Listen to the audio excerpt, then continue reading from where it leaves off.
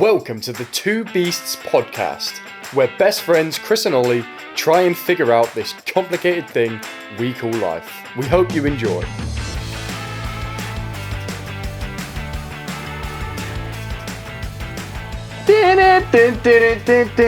We are back, baby! Ooh. Why does it feel like it's been ages again? I think it has been ages again, mate, to be fair. Because we didn't do one last week. No, this is going to be a tricky start to this one today, boys and girls, because quite frankly, neither of us can be asked.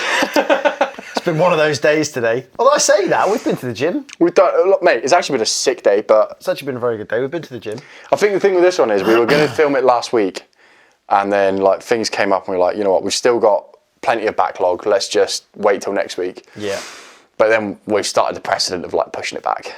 And it's just tempting to just push it back again now. Yeah, and unfortunately you can only do that so many times before you've got nothing left. Before it's all curtains, mate. Yeah, and then your whole thing of like, oh, we're going to do a podcast every week. Yeah. Kind of falls out of the window, doesn't it? So. It does, and that's not Ben A. No, that's not something we want to start, nor will we continue to do that, so. No, but here we are. We're here, and actually today's podcast theme, as a result, we're trying to utilise the fact that we can't really be asked with today's podcast episode, which is actually what to do when you just can't be fucked. Yeah. Because last episode we talked about how to, like, we explored some ideas that we've used in the past to push through things when they got hard. But this is slightly different, because this is more like, it's not hard, it's just even the easy stuff you can't be asked to do. No, this isn't like you're in the middle of a run, like 20 mile deep, and you're like, I feel like quitting now. Yeah, that's different. That's what we did Last week. two episodes. I think the last episode. Yeah. Some point. But this is more like today or this afternoon where we've come back from the gym. We've still got a few things that need doing. But it's just that doom scrolling, sat on the sofa, chilled, can't be arsed kind of vibe. Now, I just want to put something out there before we start this. Sometimes it's okay to have these days. Well, this is what we're going to end up talking about. This is what exactly. we're going to discuss. It's okay to have these days occasionally if you've put a lot of work in previously, I feel like. So you feel like it's kind of like a reward, not I'm just going to do this because I've got nothing to do, you know? So, yeah, these are just sort of some things of how to get yourself up and back in the fight sort of thing. Full disclosure as well, yeah, as always, we are on the journey to being two beasts. We don't pretend to know it all. And actually, the other reason I wanted to do this podcast episode is because the last sort of 3 weeks, I have been complete fucking weasel mode.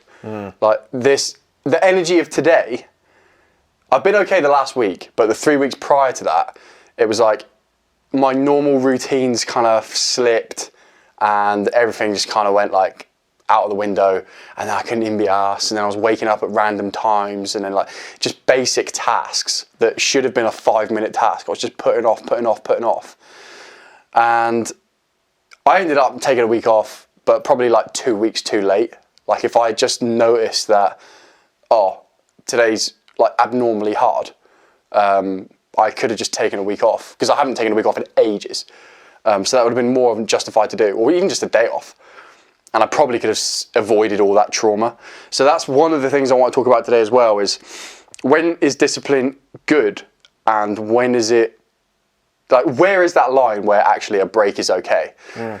And following on from that, we've done things before, we've pushed through injuries and made them extremely fucking more serious than they needed to be. A couple of years ago, I ended up in hospital because I just carried on running with no prior training on an injured ankle and basically just shagged it to pieces.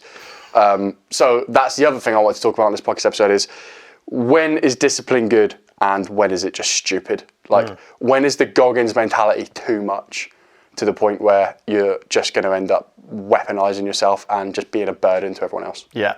But I guess before we get into that, the last episode we did, we started something that we're going to continue to do, which is a segment about a weekly challenge. Yes. A weekly challenge segment. So this challenge this week was... We wanted to do 25 minutes of stretching every single day. Yeah. Now, I already know the answer, but for the sake of the podcast viewers, did you complete this challenge? I did. I'm going to be totally honest. Or did I? Did I do 6 out of the 7 days? Oh, I thought you'd done it.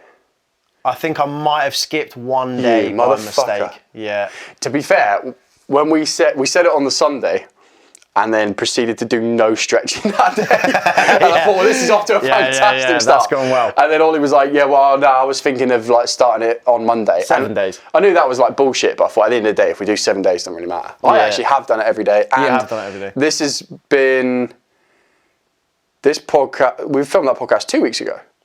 Yeah. So I've actually done it every day this week as well. So I'm actually carried it on. I'm at like 10, 11 days on the trot of And how do you stretching. feel? Because like for me, it wasn't that big of a deal because I've stretched pretty regularly, well, not every day, but pretty regularly for God knows how many years.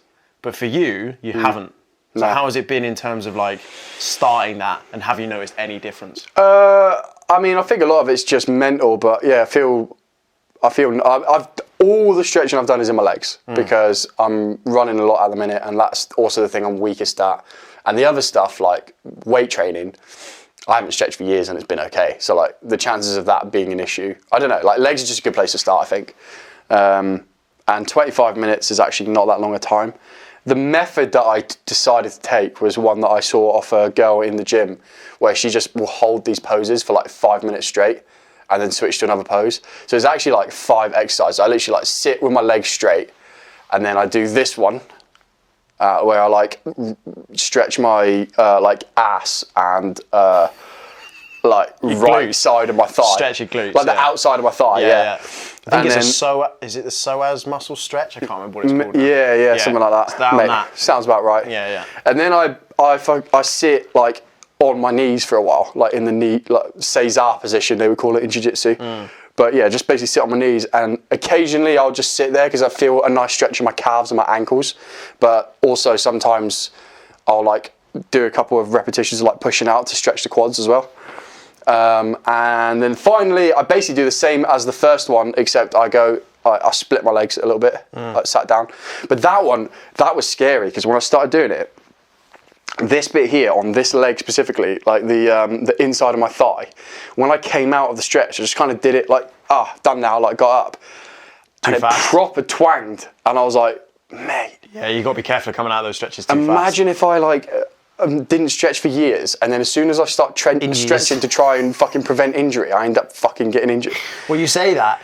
So my friend Dan, the first time I ever gave him one of those like elastic Therabands, like I was like, I'll try this to like warm up. He literally did like, I'm talking one movement, was like, you know, that classic like open that stretch, fucking did his shoulder. I was like, bro, that's so bad. Mate, have you ever had one of those snap on you? That's pretty scary. I have, I've had multiple, yeah, and it's like doing your ones across your face, and it like snaps in front of your face. Terrifying, yeah. Shit. Yeah. But I was going to touch on that actually, about that way you've been doing it, because it's been something I've always been intrigued by in terms of how you should stretch. So like how long? Like should you be holding a pose like you were doing for 5 minutes? Or should you, is it like 30 seconds enough? Because that's what I do. I hold them for like the sort of less important ones, like 30 seconds. The more important, bigger muscle groups, I normally do for like a minute. And I've never known like what the actual genuine. Probably one that for needs to do some research. It's probably one for Esther. That is true. Probably one to ask our physiotherapist podcast guest from a few weeks ago. I think it's probably one of those like. What's a good example? Should you train like weights or calisthenics? It's like whatever you want. What's better? Yeah, and also what you prefer. At the end of the day, I'm doing no stretching. So anything is better than if nothing. I do 5 minutes and it turns out to be less effective or whatever. I mean, I have heard things like when you've got cold muscles, you should do dynamic stretches, like repetitions, maybe a little bit of light bouncing, like keep it moving and stuff like that. And to be fair, most of the times, even though I do my stretches at the end of the day, my muscles have already long cooled down. Like it's rare that I do it directly after a workout. There's tons of inefficiency, but you know what? It's just about getting the ball rolling. Yeah, it's better than doing nothing. Working out once a week isn't going to fucking transform your life, but it's better than working out 0 times a week. So it's that trade up principle, which is maybe another like whole entire podcast episode. To be fair, it's a little thing I've coined called trade up principle that I use all the time. Where basically it's just like if you're eating a load of shit, then but you're able to cut out like Haribos specifically and trade it for granola bars, you're still probably not going to lose weight because you're still eating cake and fucking all the rest of it, like fish and chips every Friday or whatever.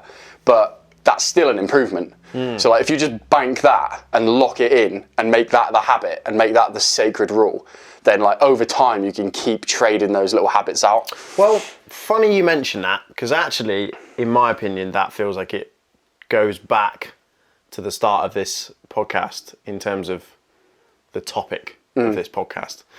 Being a weasel. Yeah, and in terms of the whole like getting into that slump of feeling like you can't be asked, doing something similar to that is probably my best way that I have found to get out of that. Just do something. Yeah. The ground, like, step one for me is just go and do something. Like, whatever it is. Whether it's something simple, like go and read a book, like, I don't know, go and do some notes or something, like start a journal, I don't know, start something to do with, if you've got a side hustle or a business or something, start doing like even just like 20 minutes of that. Just do something. Or even if it's like you haven't made your bed today, go and make your bed. Yeah. You know what I mean? Like real simple stuff that you can, and if you can have a bit of a list in them in your head, then when you're sort of sat there, scrolling, doing whatever you're doing, that's when you're in the can't be asked attitude. Then if you can just be like, oh, what was that thing I needed to do? Bang, okay, let's go and do it. Bit of an unpopular opinion this probably for like a self-improvement kind of podcast, but I agree with like mostly what you're saying, and I realise you're not making this point, but I think journaling's a bit fucking shit. Like, it's a bit bollocks. Like, what are you on about? Sitting there writing in a diary, why don't you just get out and do something? Like, I do like make notes in the morning. Like when I do my 6 hours of office work, I will sit down and write, right, hour 1, that's my target, hour 2, that's my target. That's kind of journaling. But it takes 30 seconds and then I just get on with it. More like goal setting that and yeah, targets like it's one of those, isn't it, where you can see these guys like they get up, do their fucking rituals, do their meditation, do their journaling. It's like you just. I've started back into meditation again. To be nothing fair, wrong with recently, meditation, but like it also like, are you actually doing the tasks, or are you just meditating about the tasks? There's two different things. I mean, yeah, I agree with what you're saying. Totally. There's a difference between just like saying you're going to do something and then just doing some things in order to achieve the goal. I think I don't know whether they talked about this last time about that Chris Williamson thing, where he talks about that quote when it's like, it's not doing the thing. Doing the thing is doing the thing. Anything else is not doing the thing. You know? So, and then that makes sense. But I think some of these things are quite good just to sort of like either get yourself out of a slump or some form of morning routine that, like you just said, is better than nothing. Yeah. You know what I mean? So if you're getting up and doing even like 5 minutes of meditation in the morning, whereas what you would have done before is stayed in bed for an extra 20 minutes, doing that 5 minutes of meditation is going to be more beneficial to you than having stayed in bed for 20 minutes. I would agree. You know? It's funny, like the general pattern of my life over the last 10 years or so has been slowly add more and more tasks and like work and new goals and tasks till eventually I reach a point where I have basically a mental breakdown. Right? Just fucking sit there like a zombie for 4 weeks thinking like, how am I going to get out of this? And like, you know, so then like the workload drops a little bit and then I basically just reset. I'm like, okay, let's start from like here and just do like 1 hour of something productive every day. Yeah. Very quickly can kind of scale that up. And then it gets to the point where eventually I'm adding more and more, but I'm like way past what my old limit was. And that's basically been my cycle. It's just like add more, have a mental breakdown, reset, can restart the process, but get higher and like maintain. Do you think more. there's anything that you can do to avoid that mental breakdown, or do you feel like that's just part of it? And by mental breakdown, you're not saying like you completely go into like shutdown mode. Well, sometimes I have. Like that one time, there was a couple of years ago where I like started drinking really heavily and ended up taking a little walk on the viaduct, which is a local tall bridge in town. And it wasn't. I wasn't thinking of ending everything, but I looked over the edge, like really sad, saw the big drop, and imagined what it'd be like to just plummet. And I thought that'd be quite nice. That'd be much easier than this. I was never going to do it. It wasn't contemplating ending it all, but I mean, you know, I've talked to you about it in detail, but yeah, that was a weird one. And then I come home and I like walk through the door and I just basically collapsed on this little table here and I just fucking cried. Like I haven't cried in fucking years, and I just came home and I just fucking absolutely broke down like an absolute worm. That was pretty brutal, but that was probably where like I peaked too much, and Yeah, you tried to push it too it was far. a weird mix of doing things like drinking alcohol, which was like fucking me up anyway, because that's just not actually. Yeah, I was yeah. covering up for a lot of like things that I wasn't dealing with, tiny problems, insignificant, but they were all adding up, and then also just adding loads and loads to the workload, and also just being in that general state of a lack of direction, not really knowing what the next step was, which was the hardest bit. Nowadays, I'd probably say the best way to avoid it, and this is kind of what I did. The 3 weeks I've just had where I've been like a bit lazy, that is normally the start of where that breakdown would come. And this time I've managed to swerve it just by saying, instead of just trying to batter through it like I normally do, just say, right, take your week off. That's it. Forget about everything. Fuck everyone. Take your time. And then I come back and just basically just set what the target is. Even if it's a target I don't like, and then just chip an hour at a time through it. Build yourself up. Set a 60-minute timer on your phone, and just see where you're at the end of that hour. And normally, that's all it takes, honestly. Like you're past whatever blockade. Yeah. That you're So the in. reset week is kind of like what you would call in like a training. If you had like a training phase, it would be like your. Oh, what's the word? There's a word for it. Deload week. Yeah, deload week. Yeah, exactly. Yeah. So it's kind of like that, I guess. You build up, and then before you drop off. So maybe it's just a case of looking at. I guess you kind of want to start to understand and try and acknowledge where that point where you feel like you're going to fall off the end of a cliff is, and sort of dial it back there rather than falling off the end of the cliff. Yeah, it's hard. I mean, it's never going to be. Yeah, it's hard to know. It's a bit like day trading. Like you're never going to buy at the bottom of the dip, and you're never going to sell at the top. You're always going to be some level of inefficiency. So like, when you start feeling tired, if you're a disciplined, driven individual, you're going to probably try and push through that for a little while. But when it got to like 2 weeks, and I was still making no progress, and I still couldn't be asked, that's not like me. No. So I know at that point something's wrong. So I thought, fucking just try holiday then, see what happens. And yeah, pretty sweet. Yeah. Yeah, it's interesting that can't be asked thing, but I guess it kind of comes back to that whole thing that we said at the start as well about feeling like you can take a rest. Like feeling like it's not a case of taking a rest is bad, but it's a case of taking a rest because you have done a lot of work, you know, and that's why you can afford to take said rest. Can't remember who I heard it from. Somebody had a really good quote that said it takes confidence, I think it was confidence, to take a day off. If the other word was courage, I would say that's also like that does sometimes take courage too. But yeah, I think it was confidence. I think it takes confidence to take a day off because it requires you to say, okay, I've done a lot in however long. I've earned said day off in order to reset, recoup, and then get myself back to that sort of like middle ground. That makes sense because also there's a lot of people that say they need a day off that don't, and I guess that's where arrogance comes in. Like it's confidence or like an overabundance of confidence is arrogance, isn't it? Yeah. So yeah, I guess that's or misplaced confidence. I guess is arrogance. Yeah, well, it's when you don't have any evidence. It's like you don't have that evidence to back it up as well. I think I would say is what arrogance is. You know. What do you think is a good line to draw then? How do we draw the line between? Because there are times also where I've felt like lazy. Yeah. And I've just got on computer, started tapping keys, and suddenly I've had the best day of my life. Like we always say, like the days when you can't be asked to go to the gym is actually when we get our PBs. So many of my PBs I've gone in saying, nah, I'm not feeling it today. And then suddenly you just get on bar and you're like, ooh, feeling a little saucy now, feeling a little naughty. Yeah. So like, do you think, is there anything you've come across that's like a good way to decide? How long do you batter at something before you just think, nah? So I think there's always the argument that nobody truly knows where their limits lie. Like there is always a way to be able to do more. You might not know what that is to start off with, and when you first go into a challenge and you think you've hit the wall, like, but it's like anything. Like I always bring it back to sort of like physical training. You know, there's always like you're just punching away at something for ages that feels like it's not going to go.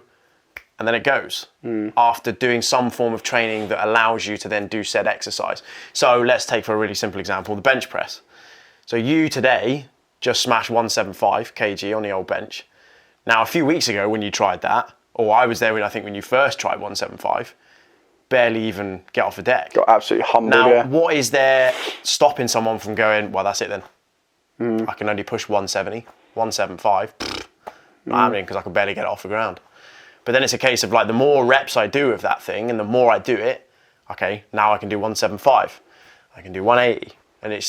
But I think the key really is just knowing if you've hit a limit and you feel like you've sort of like plateaued and you're hitting a brick wall, in my opinion, something needs to change. Yeah. That's what I compute in my head. I'm like, it's like the definition of insanity, isn't it? It's doing something over and over and over again with the same result and expecting a different result. Doing the same thing but expecting a different result, but you just get the same result. So in my eyes, there has to be something along that line of thinking that needs to change. So whether it's, I don't know, like the way you're training or how often you're training or whatever, this can apply to not only like training scenarios, but it can apply to like work life as well. You've got a project that you're working towards.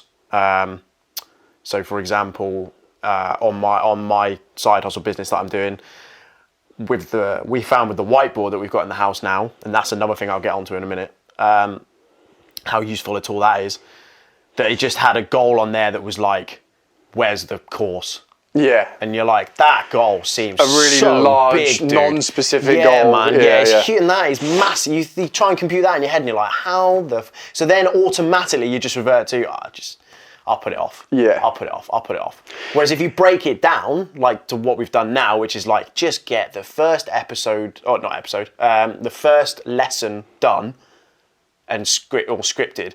You just break it down into like bite-sized chunks. Yeah. I kind of actually relate it to climbing, as I often do with things. But when you've got a climb, you don't just try and go, unless it's, when you're pushing to your limit, you don't just try and go from the ground to the top every single time. You break the climb down into individual moves. You try and work out individual moves first, and then you go, right, I've got all the moves sussed. Okay, now I can start linking sections. Okay, now I've linked those sections. Now I'm going to try going to the top from the ground. Then you complete it. So you'd be breaking it down into smaller, more manageable chunks. And I think that is kind of the key to anything, where when something feels like it's getting too much, you just have to try and find like little ways and basically like those little wins on the way to the big win. Yeah, going back to what you were saying about the 175 as well, like what's stopping me from attempting that once, failing and then saying that's it. I think the other thing that's quite important, and you don't always have this luxury, but you quite often do, is for years, my like all-time bucket list goal with bench was 140. I thought 3 plates, that's pretty mental. I reckon I could get there. I reckon it's doable. Anything above that, you're probably on roids. You're probably gonna have to start taking some kind of performance enhancers, or you're gonna have to get like super fat and get like a powerlifter's build, which I don't really want. Then I did, I think 160 for the first time. And I was like, ooh, this is quite exciting. Like, just happened by accident. Like, I'd stopped kind of trying to progress. I just had to go sometimes for fun, and it went up. And I was like, they used to have a board in the gym of like, you could write your name in if you had a lift. Like, you could get the staff to come in, watch it, and then they'd put it on a leaderboard, and then you'd be like on this leaderboard thing. I think you get like a prize or something if you're at the top by the end of it. And the highest number I ever saw on that board was 150. So when I got 160, I was like, holy fuck. Like, this is the biggest known lift in the gym, in my gym. It's a small town gym, by the way. I recognise that, like, if you're from a city or somewhere like this, you probably see people doing this for fucking breakfast. But I was like, mate, for a small town, like, I'm actually kind of peak. And then the same fucking day, like, not 5 minutes after, this massive South African dude comes in, right? And he starts benching 160 for reps. And I'm like, what? And I spoke to him and I was like, what is your max? And he said 190 in his peak. He was like 45. And he's like, yeah, I did 190 in my peak. And that just blew my mind because, like, first of all, I don't actually know whether he's on like drugs or anything like that, like steroids. He might have been. But just to meet someone and know that that was possible, it was then like, okay, this 140 goal is pretty fucking skinny. Like, it's pretty primary school numbers for a lifetime goal. Bear in mind that at the time I'm like 26 and I've still got like a good 10 years of prime lifting left. So like, to answer your question, how do I know that after I fail 175 that it's possible? Because other people have done it. Like, tons of people have done it. People that have drug tested for natural have gone in and done it at my weight, at lower weights. Like, it's nowhere near the world record. So like, seeing other people that have done it makes you realise that it's perfectly fucking doable. Yeah, we've talked about that a lot when we've been running, right? Like, you know, you talk about Russ Cook as the hardest geezer doing 60 kilometres a day or whatever he's doing. And he's 26, 27. Yeah, same age as us, isn't he? Yeah, and you're like, I know, obviously. Stronger beard. Very strong beard game compared to us two baldies. Facial baldies. But he, and again, he's done way more running than we have, of course, over a considerably longer period of time. The amount of training and runs and stuff that man's done is incredible over however long he's been doing it for. But just to see someone like that who is essentially just a normal guy, like, he's not Superman, he's not like anyone that's, you know, like juice to the gills, or anyone that's like on like social media, and just people that you see and you're like, well, of course he can do that. Like, look at the guy. Yeah. He just looks like a normal dude that you'd meet down the pub. He is hardest geezer. He is the hardest geezer, yeah, but he does just look like the guy you'd meet down the pub, which is great, because in terms of someone that you can really relate to and go, well, if he can do it, why can't I do it?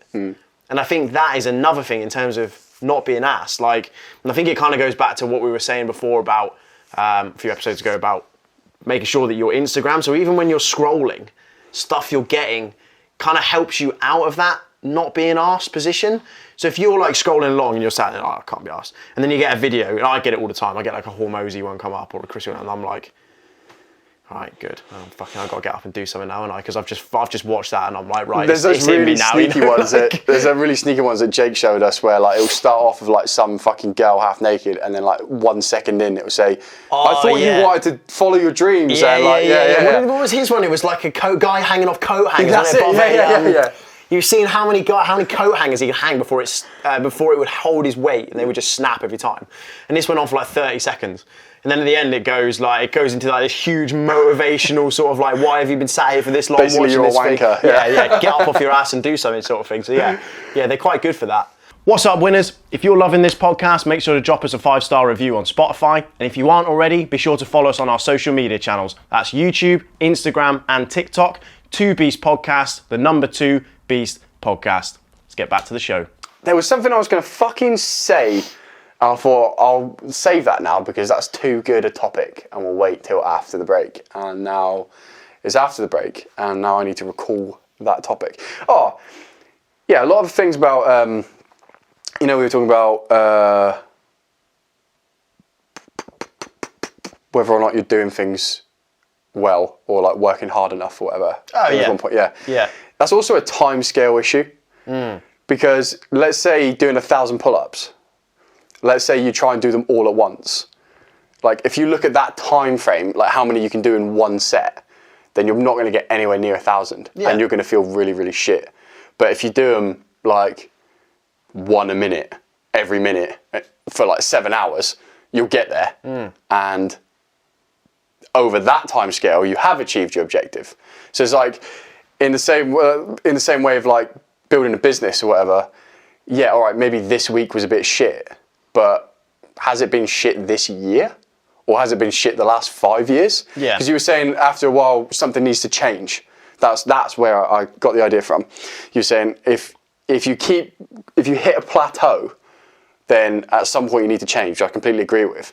But we've also got to consider how long that plateau has gone on for. Like, what time scale are we looking at? And equally, is it like the longer you look at a period of time, the smaller and more insignificant that plateau becomes. Like, I got stuck at 130 kilo on bench for like 2 years. But now, over the course of my 10-year existence of lifting, pretty much a straight upwards thing, innit? Yeah, I guess I can kind of relate that to climbing in the sense, because I was stuck at I remember it distinctly, hitting like the V6, which is like 7A, grade range in bouldering, and I remember that was like, I just can't push through this, man. It feels like that next level is like, it's there, I can see it, but it feels like it's so far away. And can't remember how long it took me, but it was quite a while. It felt like ages, but it probably wasn't. Like you say, in the grand scheme of things, it probably wasn't. In my 10, 11 year climbing career, it's probably like 6 months or whatever. But that's 6 months. Like you say, it feels like it's going on forever. But actually, it's not. But it's a weird one, isn't it? Because like I still think you need to, maybe it's not a case of like changing something completely.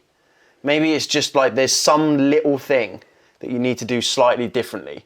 To be honest, I think most of the time, 99% of the time, that is just a simple attitude change. Probably, but that's what I mean. Even if it's just something as simple as that, you need to do. There's obviously something that's not allowing you to progress. So yeah, maybe even if it's just a simple attitude mindset fix, that's all you need. That was one of the things from the last 3 weeks that I started picking up on, because on the last day of my last day off, I started going a little bit kind of like, I was really sad that day. I think I told you, I was like, man, I don't know what's going on today, but I'm just fucking sad out of nowhere. Well, that was the day before we then went and did the half marathon, wasn't it? Didn't you go and do My that? second. Yeah. So it was 2 in 2 days, yeah. On your first one, you felt proper sad. Yeah. And I was like, right. Then I looked back at the last 3 weeks and I was like, well, I'd had those 2 weeks of shitty work.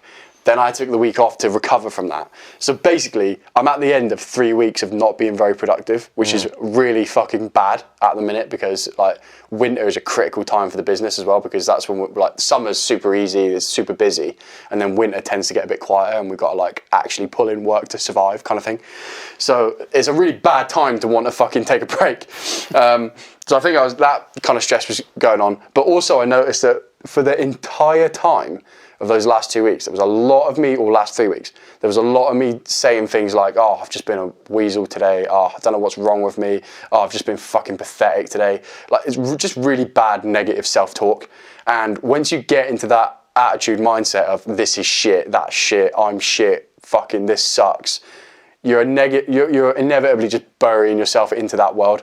And that's just a fucking bad place to be. You've just got to start as hard as it is. You've got to find a way to get some kind of positive attitude back into your life, and fucking pronto. Yeah. Because that's going to eat you alive. Yeah, and I mean, that can lead into all sorts of topics, can't it? But in particular, the people you have around you. Because if you've got people that are the same, that are going, oh, it's all right, mate, like, you'll be fine, you know, you'll get out of it at some point, well, then that's not actually helping you get out of that negative place. That's not helping the negative self-talk. Yeah, oh, you're perfect as you are. Yeah. It's when you literally want to die. Yeah. And they're like, yep, this is as good as it gets. Yeah, it's kind of like, well, that's not helpful. Oh, God. Yeah, exactly. Yeah, you're going round and round in your head, right? Whereas if you've got people there going, no, mate, look, you're just having a bit of a shit day, it's fine, but tomorrow, back on a horse. Let's go. Exactly. You know? Like, that's the kind of people you need around you. It's difficult to manage it, because I'm pretty guilty of telling people to just shut the fuck up and get on with it, but especially close friends, like I've said that to you a bunch of times. But also, that's not always the right thing to do. Sometimes you actually are hitting a brick wall. Like I was saying at the start with the 48 and 48, I had an ankle injury. There's no way I should have carried on past mile 10. Yes, it's all very fucking admirable that I pushed through it and like pushed through the pain and did the whole Goggins thing. Ultimately, what happened was I then couldn't fucking walk for 6 weeks. And what good am I when I can't even walk? Do you know what I mean? Yeah. Like, you're just a dickhead. Yeah. If you were in a team scenario, this is what my dad was saying at the time, is like, if you were a soldier in the army right now and you had just run yourself into an injury hole like that, no one would admire you. They would just be like, fuck's sake, now we've got to carry this dickhead around for the next 6 months in war because he's got to use crutches. And you'd probably get other people killed. Yeah. The teamwork side of things. Yeah. So I wonder then where the line is. At what point is discipline toxic? As two guys that fucking absolutely love and bum the term discipline. At what point does it become a bit of a problem? Because I have heard these very like reasonable people, like most of them are, you know, anti-fitness, fucking pro-fat like types, but they'll say like fitness to the extreme is basically self-harm. And to a certain degree, I've got to agree with them. Like, there is an element of it where I've definitely done it before. When I've been feeling sad and bad, I've gone in and I've done way more than I should have on purpose as like a way to punish myself in kind of a, I would say it's a negative mentality approached in a positive way. But equally, if you're getting injured then for 6 months, that's not very smart, is it? Does it not then depend on the intention? unpack that for me, because I knows what that means. Shit. So if your intention then, so like you've just said, if you were in a sad, negative place and you kind of were like, right, I'm going to go to the gym to sort of punish yourself, that mindset is quite toxic and quite negative. Yeah. And if that's your intention, then that discipline is probably not the right thing to be doing. You probably should be like, I'm just going to rest. Whereas if you come at it from the case of like, right, I'm going to go to the gym, and we all know that exercise and all of that, it releases endorphins and that makes you feel good and all that sort of stuff. And if you come from it from a positive perspective, then that means that you should be able to push through it.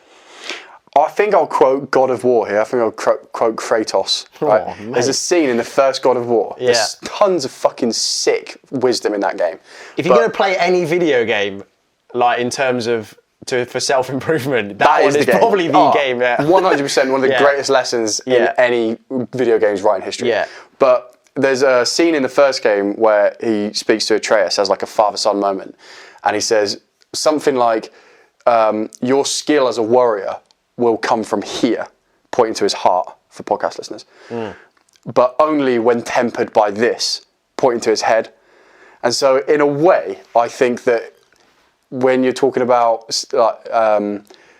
discipline being toxic and you go into the gym with the idea of punishing yourself because you're angry at yourself and upset with yourself to the point where you injure yourself, that's just a lack of control of emotions. And actually, you can have your cake and eat it too. You can have the self-hatred that gives you that fire to get up and go to the gym, but then do a reasonable workout. You don't actually have to kill yourself. You don't actually have to keep fucking bashing through and putting yourself in a seriously compromised position with an injury or something.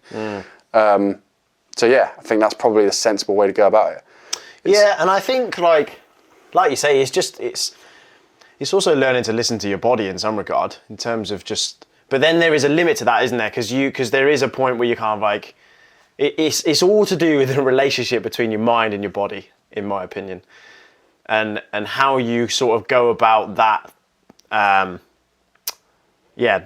two being in sync with each other, basically. Because what you can end up doing is you can say, oh, like I've had it on runs recently where I've been like, oh, my legs hurt. And it's like, well, yeah, of course your legs are going to hurt. Like, you're running. It's no different to going to the gym. Of course your arms are going to hurt. You're working them out. Like, the whole point of like gym exercise and all that is to, break the muscles down, rebuild them back so that they're better. So that is the process that's going to hurt. And if you have that every time where you're like, oh, my legs hurt, I'm just not going to do it. But then I think the point is where you're getting to a point where you're literally, it's like going to become an injury. And I think we talked about that with Esther as well. I think we mentioned that to her in terms of where that limit was. Whether that's different for everyone, well, who knows? Here's Maybe what that's I think the other about thing. that. I think how can you possibly know where your limit is if you haven't blown past it at some point? Like, I've said this before, again, we bring it back to fitness because it's such a good metaphor for everything. Yeah. When you have a long-term fitness career, you get injured, right? Dad recently picked up a shoulder injury. It's like, oh, mate, that's going to fuck up my bench progress. It's like, no, that is your bench progress. Like, that is part of the game. Guys that did like Eddie Hall to get his maximum world record deadlift had injuries along the way. It's just part of the game. He fucked it up sometimes. Yes, he made mistakes. Yes, he pushed too hard. He didn't allow enough time to recover. He snapped some bullshit. Now he's got to sit here for 6 weeks and have that. That is part of it. How can you possibly know where your limit is if you haven't actually reached it? Well, you don't. I'm very, very suspicious of anyone that tells me how to not get injured when they've never been injured. It's like, you need that level of expertise. The only way you're going to know your body is probably by pushing it going too far first. Pushing it as far as you can, right? Yeah, and that's the same thing with the motivation Cant Be Asked thing. What I was saying with the mental breakdown. Like, there's no way I would know how much work I can do unless I actually try to just do work all the time and basically fall back from there until I find a point where, I can do this every day for a year or 10 years and it's fine. Yeah, and I think your cycle is actually quite good because it's not like you've built up to a point and then you've come down and then you're basically, all you're doing is going back up to that point every time. You're going past that point. Yes. So that's where you're knowing where your limit is. And as long as that's happening, well, then you're learning from those limitations, and you're knowing that you're pushing past those limits. Well, the example this time is last time I built up to a point where I was doing a lot of good 6-hour days of editing work, as well as all the shoots, which are up to 23-hour days. So that's like quite a lot of time to be working. Then you have your little crash, and then you come back, build that up again, new year, and now I've added the podcast into the mix. So like this podcast is the new bar. Yeah. That's like, the nice thing about that is obviously if I really did collapse, you'd be able to pick up the slack and vice versa. So that is the good thing about going in it together. Yeah, I've definitely done a lot of that. Like I've definitely gone through that thing this year in particular of feeling like I can't possibly add anything more onto my day of what I'm already doing. Yet here I am, still doing my job, and now run quite a lot every week. I've got the podcast going. I'm now not as probably committed to it as I should be, but the side hustle is becoming a thing. No. Like all of this stuff is going on. Let me stop you there with the side hustle thing, yeah? Because for context of the podcast listeners, if you remember like episode 2, Ollie announced that he was going to start doing this side hustle thing. And it basically like you started chipping away at it quite well for a couple of weeks, and then kind of went quiet and drifted off the map. And like I haven't really heard you talk about it for the last month. And then I asked you about it the other day, and you were like, yeah, don't know about it. Like I'm kind of hit this weird roadblock with it, don't really know what to do next. But you see that as, and again, this is a timescale thing. It goes back to what you were just saying, in 10 years' time, the fact that you took 4 weeks of fucking bullshit here is going to mean nothing. That's the first thing. Second thing is, that is the process. Like when you're trying to build, when you've decided, because it's not like this hasn't necessarily come naturally to you. This is more of one of those things where you've decided, I want to build something for me. And so you've been looking actively for ideas, and you're like, this is something that you found that's actually excited you. But, you haven't like fallen into it by accident. You've made an intentional decision to pursue this path, which means you're going to have those periods of time where you just have no clue what you're doing and directionlessness. And like all it took the other day was for me to say, well, why don't you just do the first lesson? Yeah, or just break it down. Immediately you were like back in, all on your own accord. Yeah. Like you did that all yourself. Well, I guess in terms of my cycle, which is what it was like, building up those first few weeks, back, I feel good. Well, I've lost it now. Actually, I have no fucking clue what I'm doing. No clue what I'm doing. Hello, you camera. Fucking bastard, you bastard. You fucked me, god damn it. We got to take a break, everyone. Fuck's sake. I am fuming. I could not be more pissed off. We were right in a good flow here. Fuck's sake. Love these early days setups. God, fucking pissed me off that did. Right, what were you saying? Yeah, just jump straight back into where we were, like nothing happened. Yeah. So...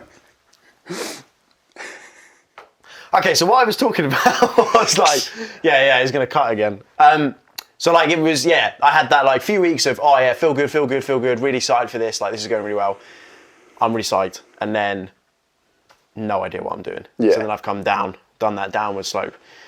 Then then it took you to go, why don't you just break it down into smaller chunks? It's easy, just do the first lesson.